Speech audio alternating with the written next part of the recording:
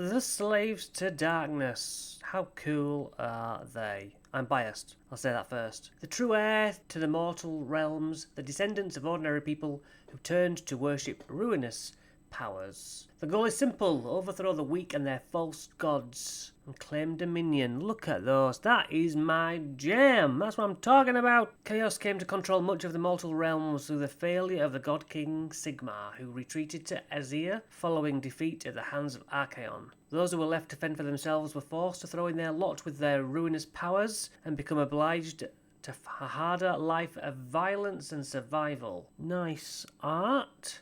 The Slaves to Darkness, an unstoppable force who will not rest until they have driven all the other gods and their worshippers to ruin. So yes, very bestial, very demonic, and love it. Archaon the Ever-Chosen, Grand Marshal of the Apocalypse. Just sounds so cool. His legions march in Hellforged steel.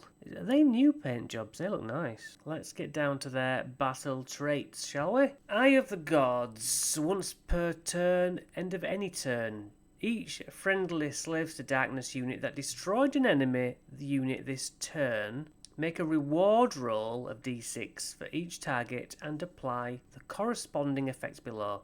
You can re-roll the reward roll for the target, but if you do, you roll a 1, inflict d3 mortal damage. So no effect, heals the target, add 1 to the hit rolls. The target has a ward of 6, or it becomes 5 instead.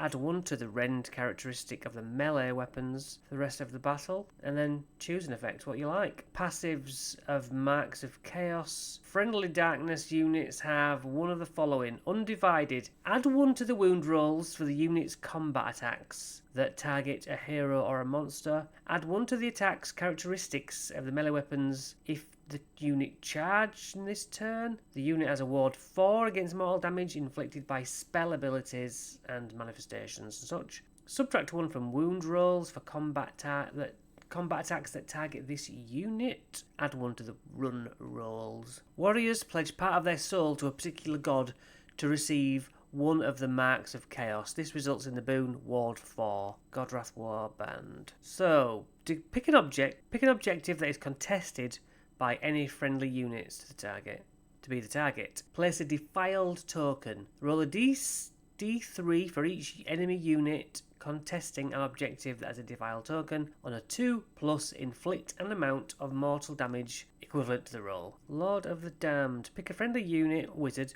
to cast this spell. Roll 2d6. Add 1 to the number of dice rolled when making charge rolls to a maximum of 3. Be'lakor. 14. Auto wounds, and if it charges, it does an extra damage. 8 attacks, 2 damage each. Passive is ignore modifiers to save rolls, positive and negative. Declare 2 friendly units, and on a 4+, strike first. Pick a visible enemy to the target. Each time the target is picked to use an ability, roll a dice as a reaction.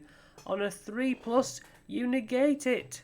Until the start of your next turn, subtract 1 from hit rolls and from the target's combat attacks. The target's combat attacks cannot score crit hits. Excellent. The beautiful Demon Prince, which I've just painted. If it has wings, it has 10-inch move rather than 8. Pick a friendly non-unique unit, wholly within 12 inches, and roll a dice. On a 3+, the target can immediately use the Eye of the Gods ability. Chaos Knights, big move, 4 health. If this unit is charged this turn, for the rest of the turn, add 1 to the rend characteristic of the Cursed Lancers. The Marauders. If this unit charged this phase and the unmodified roll was 8+, add 1 to the rend of the weapons for the rest of the battle. If a model in this unit is slain, roll a dice, 5+, inflicts mortal damage after the fight's resolved. Spiky boys. Eye of the Gods. No effect, ward of 6, add 1 to rolls, subtract from wound rolls, add 1 to rend and pick any ability, as we said. Chaos Warriors, add 1 to the wound rolls. And that's that.